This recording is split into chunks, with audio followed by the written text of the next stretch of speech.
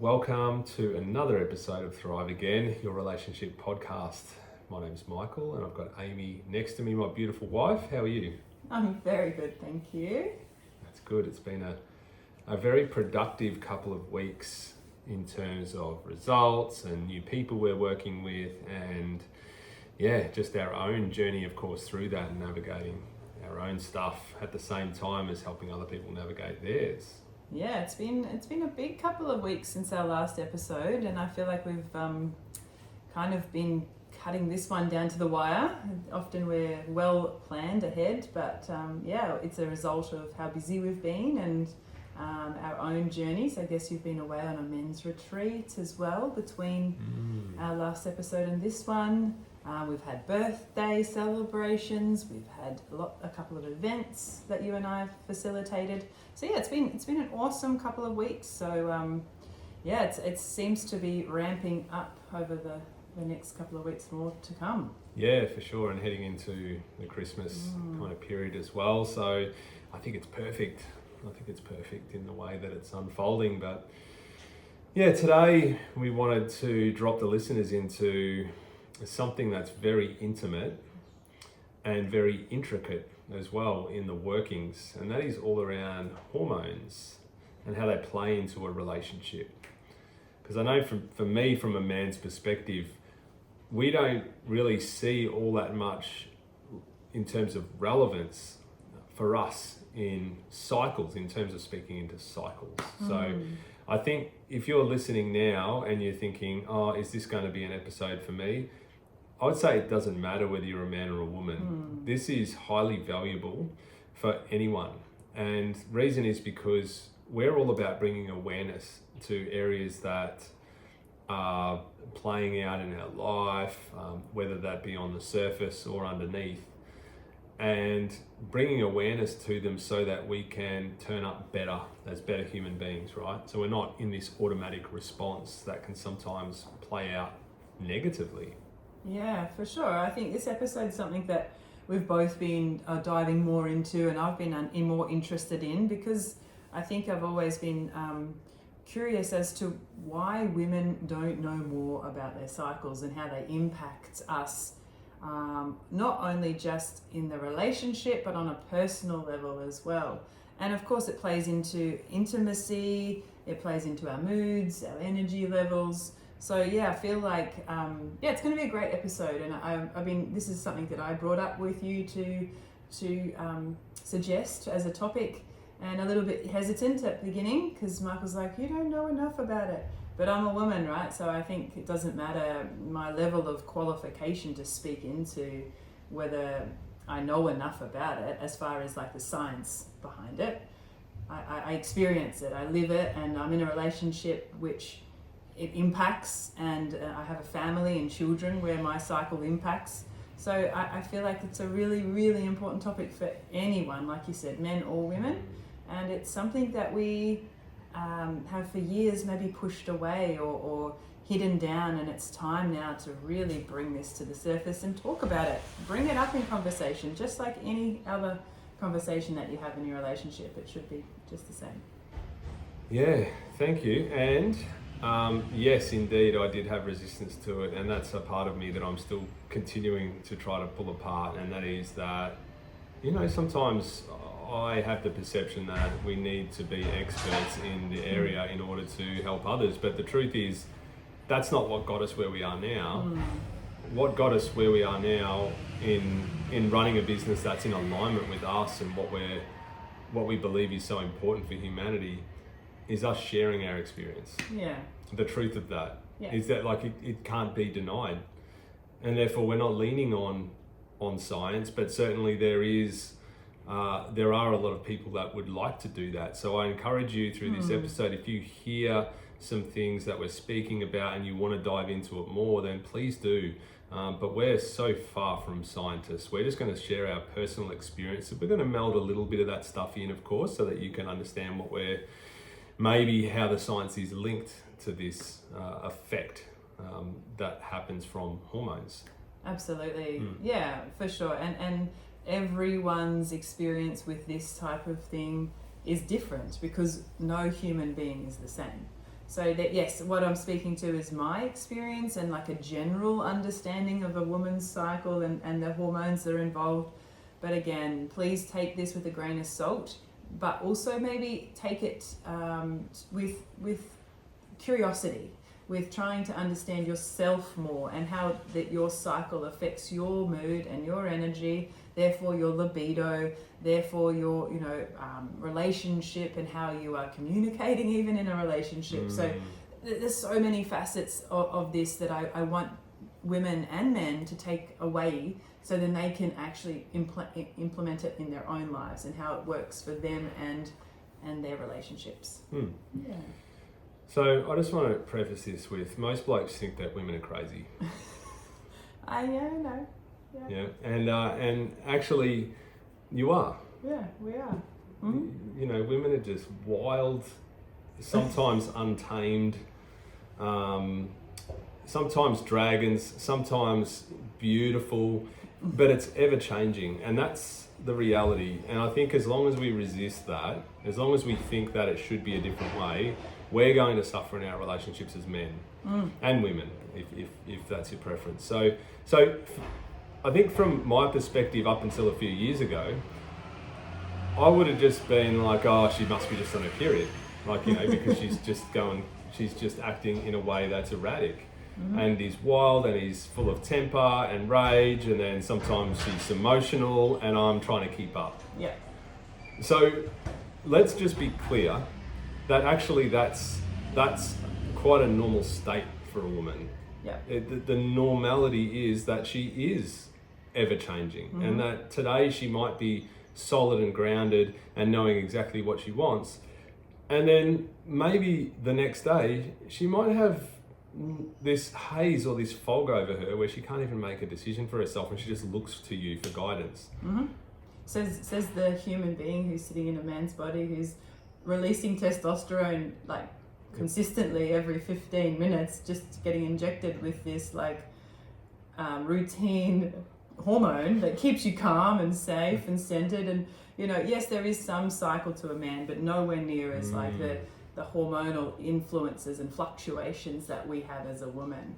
And yes, I vouch for men do think women are crazy, and probably until maybe even 2 or 3 years ago, I thought I was crazy. I didn't even realize that I was like going through all of these emotions and feelings, because again, I don't feel like it's something, well, I never really dived into it in my school life or my adult life, really. It's only just since we've been stepping more into the self-development, personal growth, that you're like, this is why I'm feeling like this, or maybe this could be a reason why I have no energy and I keep pushing myself, but really I should be relaxing or nurturing myself. So yeah, I get it. We are a little bit crazy, and that's normal, but it's actually adapting and learning how to manage the craziness, where our relationships will start to thrive, where men and women will get each other, you know, and understand the experience of what it feels like internally. Like if you had an opportunity to drop into my body and experience some of the stuff that goes on through our 28-day cycle, I think you would feel pretty crazy too. So what's it like? Is it like a storm that's just blowing you around and you're just kind of at the mercy of this storm sometimes? Sometimes, yes, if you don't have any kind of self-awareness practices. Like I think that's an important thing, is to understanding yourself. And my past experience of not understanding myself, yes, I did feel like, what is going on with me? And yes, getting blown around by day to day, waking up, what's today going to be? And actually from morning to night, I could be so different as well. So it wasn't very nice. It doesn't feel very nice when you're in that type of situation where you don't have any sort of control, really, ultimately, or you're forcing and pushing yourself to be in a state that you expect or you think that you should be in, but yet your body is not agreeing with that, but you keep forcing things. So yeah, that's when we get all these hormone imbalances, and that's when we get all these health issues. So yeah, there's so much more at play. But from my experience, and understanding more about my cycle, I now don't feel like I'm in a storm getting pushed around. I really feel like I've got a bit more of a grasp on what to expect, and being a little bit more gentler with myself in those cycles where I should be. Okay, cool. So for the listeners, what's the first step to going through an awareness, an awareness project in this field of cycles and hormones? Where do we start? Yeah, I guess there's a few different ways, and what resonates with some might not resonate with others. But for me, I found journaling really helpful. Like just grabbing the journal out every day and just kind of asking, how am I feeling today? And then noticing that with my cycle, like matching it up. And even in your journal, you could write day one. You know, day one's your first day of your bleed, which some people might not even know as well. So, you know, day one, bleeding. How am I feeling? Oh, I'm feeling super tired. I'm a little bit inward. I don't feel like socializing. I just want to be home on the couch, nurturing my body. So, you know, that in itself, I feel like is a good step. I'm not going to go in day by day, but journaling, noticing your moods, how you're feeling, your energy levels. Maybe you can even write it on a score, 1 to 10. My energy is this today, just so you can notice it. Right, so this is a process of gathering data for yourself so that you can kind of go, is this consistent? Like if you did that same process the next month and you notice that you roughly had the same experiences through that week or fortnight, then, you know, at least we've got enough evidence to suggest that this is how I feel in this period, therefore I can anticipate it. And maybe I can even warn my partner or you know, get them to anticipate it as well. Yeah. Is that right? Yeah, for sure. So yeah, that would be one way.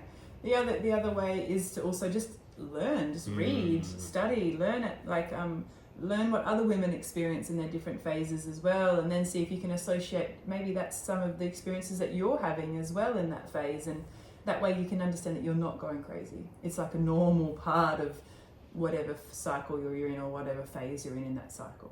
So that could be another way, just understanding more about the different cycles.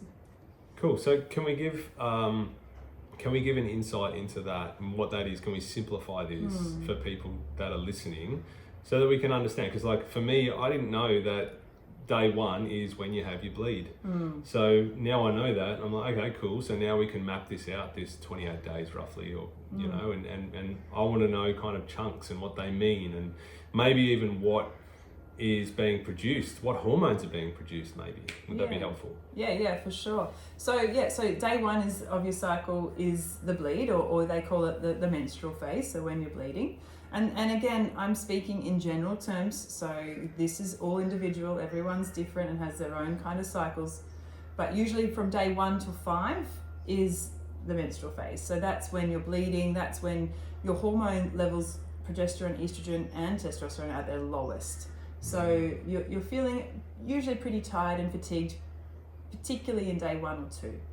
So after the beginning of the bleed, after that phase, it goes into the follicular phase, which is usually from actually day 1 all the way through till mid-cycle, about day 14. So the first 2 weeks is the follicular phase. And in that, estrogen is starting to rise. So estrogen is a hormone that really enhances our mood, it enhances our energy levels, and you'll probably notice that from day 1 of your bleed, you'll start to kind of feel a little bit more energy and a little bit more positive mood.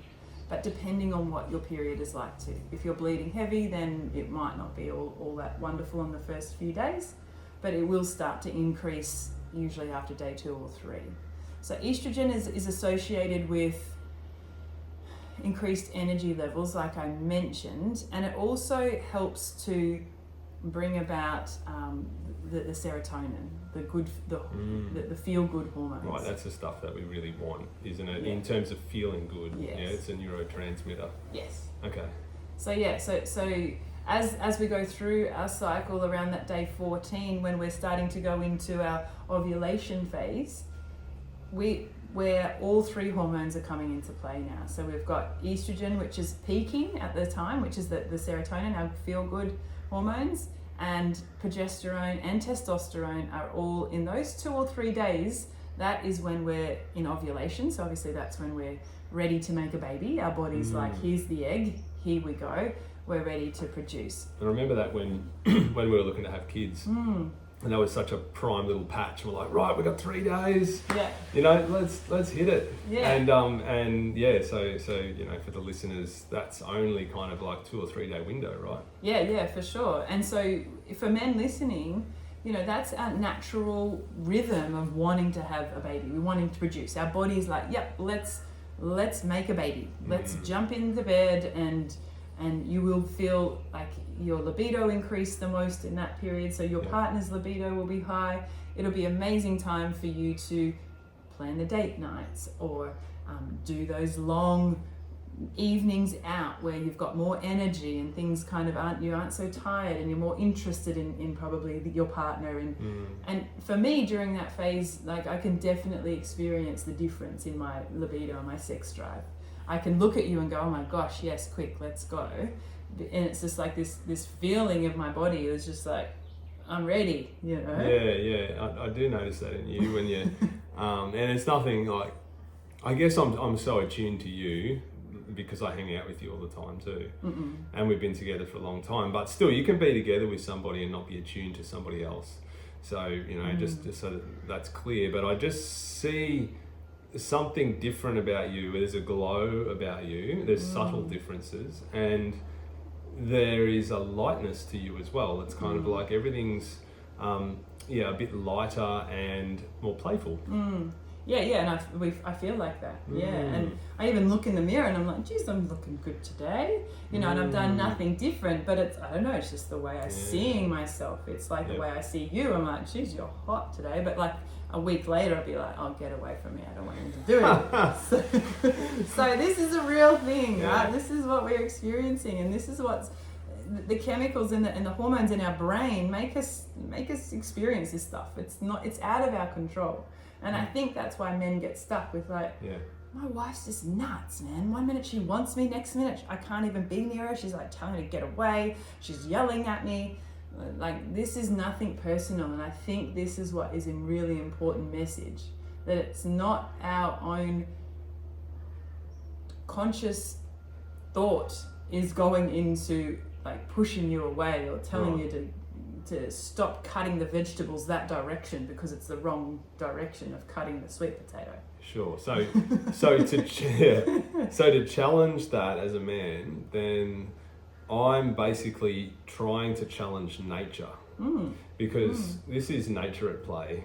You know, this is actually procreation, the continuation of mankind, which is actually playing out here. And here I am on my high horse, basically saying you should be different.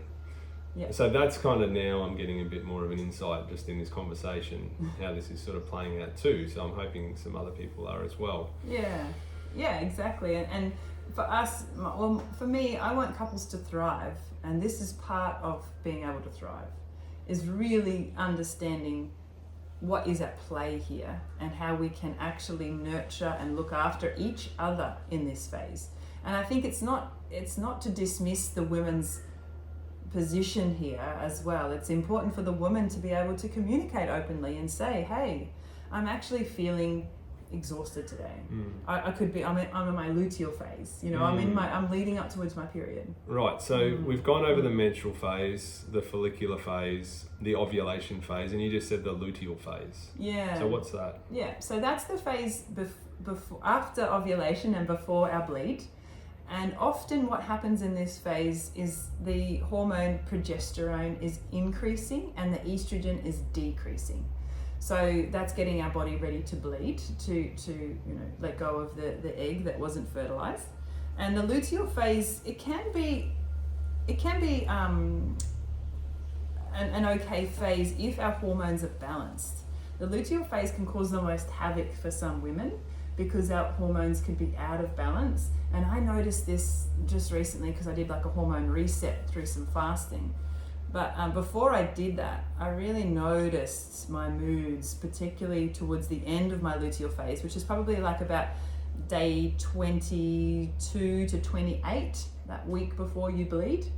I was like experiencing all sorts of ups and downs in my emotion. You were like what I recall you being like a wild cat. and like, it's not that you're outwardly wild. It's the unpredictability.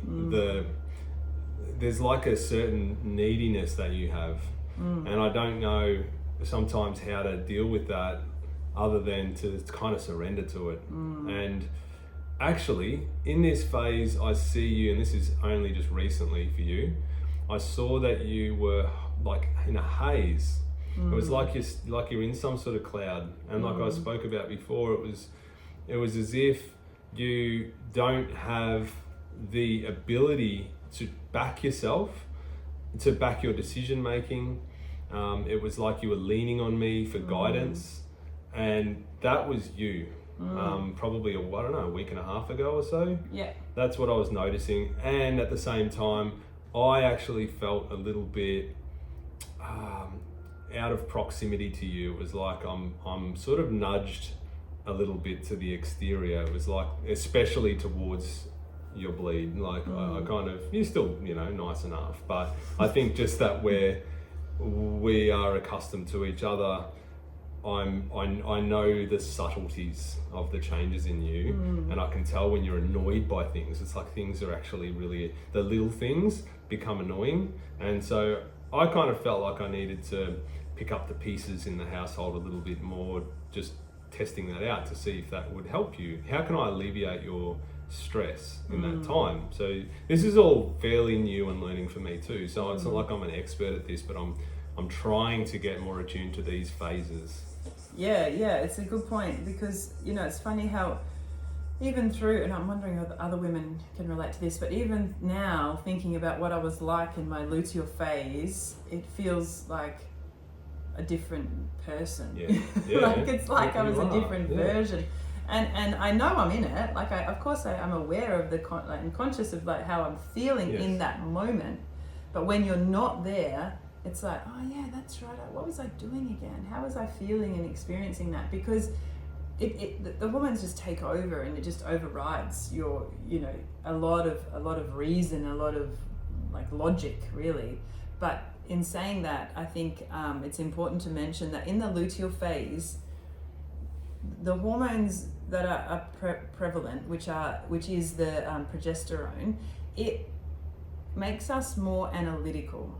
So it makes me, and I think most women, makes me question things differently from what I would have done before. So that's probably that nagging, that like, why are you doing this? Like, but why are you doing it that way? Really pulling things apart. I notice, like, to the nth degree. Just like I get annoyed with the kids and everything bothers me. But whether a week ago it didn't bother me, they could leave their bags on the ground and not unpack the lunch boxes. Not the wildcat. It's not my fault. No, I love it. I actually like it. Sometimes I like it. Okay. Yeah, but only because I think that I notice it and I'm okay in my own nervous system nowadays. See, when I was not okay in my nervous system and I wasn't naturally secure in myself to the level that I am now, I took it personally. Yeah. Which is, I can understand why people do. It's not nice. And then like in a relationship, when you're not aware of this, or you're not able, I feel it takes a maturity as well. A maturity to understand what a woman's experiencing. Like you got to be a man. You can't be a boy and go, oh, she's just on her rags and she's just cranky and horrible. Like I'm just avoiding her and going to the pub. Like that is actually really toxic for the relationship, because it's just creating more separation. And like I said, we can't control this. We can't physically. Yes, we can make better ways. We can get our hormones a little bit more level, a bit more regulated through either your own stuff or eating a good diet, exercising, doing all the self-care stuff. Exactly. Yeah. So that you can control that side of it, but the actual expression of yourself during that time is overridden by chemicals in our brain. Right. So from a man's perspective, now that I know this, I like, to me, I'm interested in knowing where you're at. Do you think that that's healthy for me to know where you're at in the cycle? Oh, for sure. Yeah, definitely. Like, I think it's healthy for the women to know where they're at in their cycle. Sure. A lot of women don't even know. I don't know where I am. I think I'm around here. So yes, and I think for me, maybe a little tip. I got an app. It's a free app. That's the one that says when you're frisky. So I was showing Michael the other day. I'm on Flow is the app that I use. It's just a free one, but it comes up with these little notifications, and it's like, you made feeling friskier today. Yes, and the good thing about that is that you showed me on that day, and then things happened that night. So it's sort of like a little hint. Yeah, it's a helpful little hint. I'm like, am I feeling frisky? Oh yeah, I am actually feeling frisky. So just beware, folks. We're talking about apps here, right? So this may not be the truth for everybody. That's it. It's very generic as well, generic. but yeah. Anyway, it's kind of interesting to give you a guide. And it is important for you to understand where you're at. And to look after yourself better in those phases too. Like I was talking about at the beginning, I just push myself even through that luteal phase when naturally what we want to do as women is actually go a little bit more inward. Like you said, we have a bit of a fog. We're not as clear in our mind, so it's not a great time for like working really hard on new projects or starting something fresh, or it's more, and that's when I think in the office you probably notice I'm like, babe, I've got nothing today. Like my brain's not really on it. Like even as much coffee as I drink, it just doesn't matter. So that's why I go, you need to lead the ship today, because I'm just not. Cool. Not in that space. So maybe back in the hunter-gatherer days, it wouldn't be the time where you're designing a new garden bed, or maybe out there, ploughing the fields or doing whatever. It's kind of more like, okay, how can we?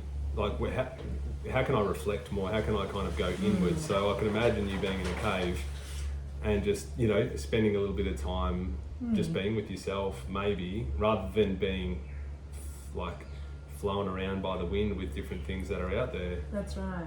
Yeah, for sure. And that's a really beautiful time. It's important to mention that they do say, like, depending how far into this you read and research, but just before our bleed, women are very intuitive. Like women have this, we have this connection to source that's much clearer than what we've ever had. Oh, in the luteal phase. In the luteal phase, just leading up towards your period. Okay. Because you're going inward and you are self-reflective a lot more. So you can get a lot of insight in that time. And that's when a lot of the gifts, like when we're bleeding, a lot of women, particularly on the first or second day, a lot of magic can get created through that time.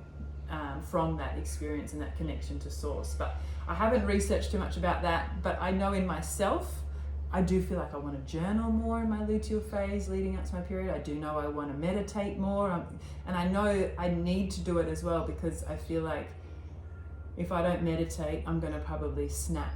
Like I'm going to if I don't have a practice where I can calm my nervous system in that phase, then I probably will be really cranky. So, but I notice in the meditations and my journaling in that phase, it's a lot more flowing, it's a lot more receiving, and yeah, it's pretty profound sometimes when I'm focused on that practice in that phase. Yeah.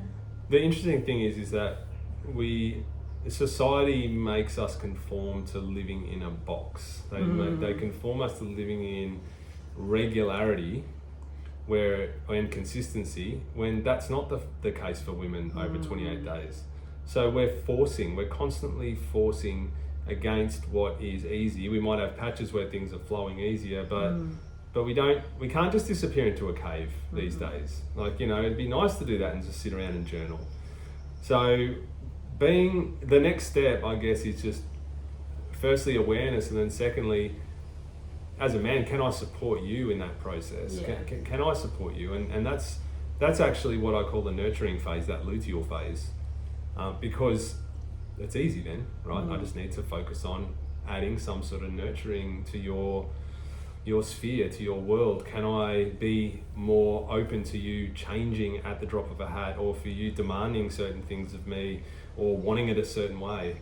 Yeah. So yeah, that's what I'm kind of learning through this as well. And if partners, if men in a relationship can understand that and drop out of their own egos, or drop out of their own needs and desires just for that period, or at least be a bit more aware of it, it makes such a huge difference. Like it will, your partner will receive that so beautifully, because it's coming from that need of just wanting to have that space and time. And if you can support her in that the best you can, obviously there is demands, there is life, it's not going to stop for the luteal phase. Sorry, I'm just going to put myself on hold.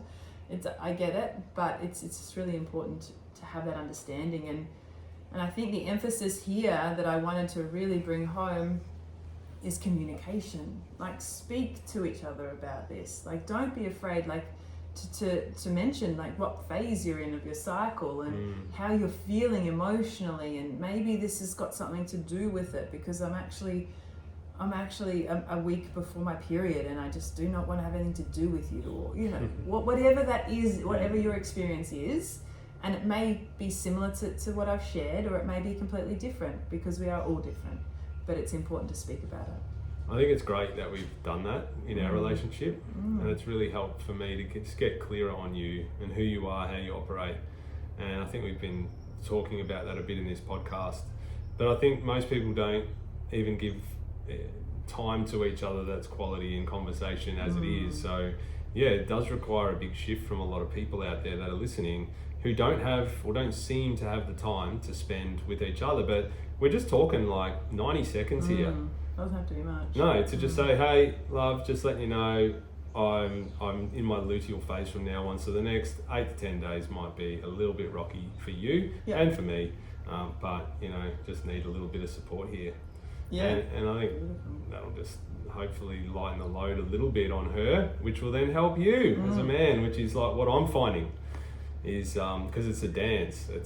Relationships are a dance of understanding each other's needs and desires, even though they change and move and flow, and you know, being comfortable in that is key.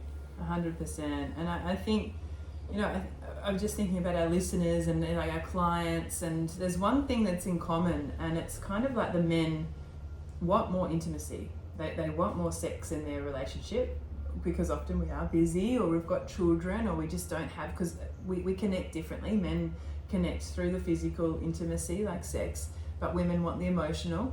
But if a man wants that, it's important for them to understand when is a better time to be asking, or when to be like seeking, or when to be planting the seeds for those more intimate times. Right. So what time is that? Yeah, so any time, you know, I was just listening to something this morning, but some women are fine with having sex during their bleed, but I mean, I think for most women, it's usually after the bleed, so maybe around day 5 when they're finished bleeding, all the way up to the ovulation. They'll be more likely to be interested in having sex, particularly around that ovulation time, obviously.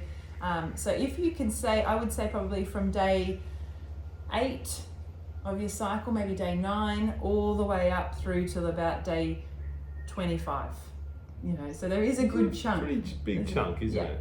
Yeah, okay. For sure. It's not like, you know, those times where you're like, don't touch me, I really don't feel like it, which is usually just before your period, maybe 2 or 3 days before you're bleeding, and then the first 2 or 3 days of a bleed as well. So there's usually, for most women, I'm just generalizing, probably about a week out of their cycle where they're really like, stay away. And there's different types of sex that you're probably wanting and desiring too throughout your cycle. So when your estrogen is rising at the beginning, you're probably a little bit more interested, particularly around that ovulation, of really good, exciting, long sex. Like, you just want, you know, you've probably got more energy, you want the long foreplays, you know, you want the longer, more stretched out fully sex. Immersed kind of experience. Yes. Whereas like when you're kind of in that luteal phase, particularly at the beginning, you might want that more nurturing, beautiful, like warm hugs sort of sex, you know, or intimacy, like that gentle softness, as opposed to just, you know, like what you wanted a week ago.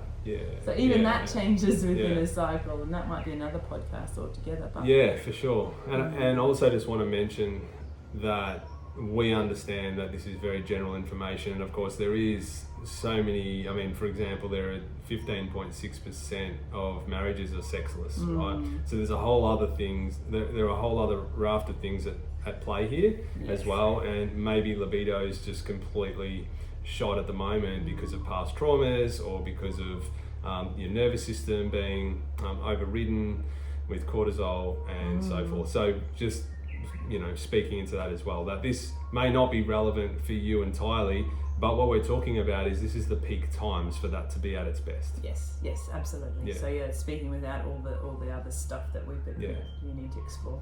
Cool. All Yeah. right. So we've covered all of the different phases. Finally, there's one thing that I thought we might offer to everybody, and that is a bit of a chart that maps this out. And I'd love to offer that to all our listeners to just send us a message either in Instagram or on Facebook. And if you send us a message on there just to say, I want the chart, then we'll just send it through to you, and you can actually print that off and use it as a reference. Yeah. So- Different phases, and know what your partner's in. Michael was, what were you saying the other day? You wanted to create like one of those what are they? You put your arrow on which phase. It's like an arrow. You put it in the middle, and you know she might move it to where she's at the moment to give you a bit of a guide. Which I guess it works. It's a great idea, babe. Okay. I'm gonna do it today. All right, you create one. Yeah, will you do it with me? Sure, I'll Good, move because it around. I need you for this to work, because otherwise it's pointless. That's what the app's for, though. But you could get the app. I tried that, and all I look for is when you're frisky. All right. Keep looking. Is it now? Is it now? It's not all about the sex, babe. No, I know. But you know, sometimes for men, it's an important part of connecting. Yes, and I get that. But yeah, it's also very important to do all of the leading stuff and to understand where she's at, right? And that's what this is about. So yeah. I think that was pretty much my message that I wanted to share with couples out there. Open up the communication about it. Don't put it under the carpet and think, she's just got cranky because she's on a period. Speak about it, talk about it, open up the conversation for that deeper connection and thriving relationship that we all want for everybody. For sure. And if he's not listening to this, maybe flick him this episode just as a guide to start that process. That's it. It's for both men and women. All right. Should we cut it off there? That's it. We're done. All right. You have a beautiful day, weekend, whenever you're listening to this, and we will catch you on the next episode. And don't forget, if you are listening to this and you find it helpful, please share it with friends and family.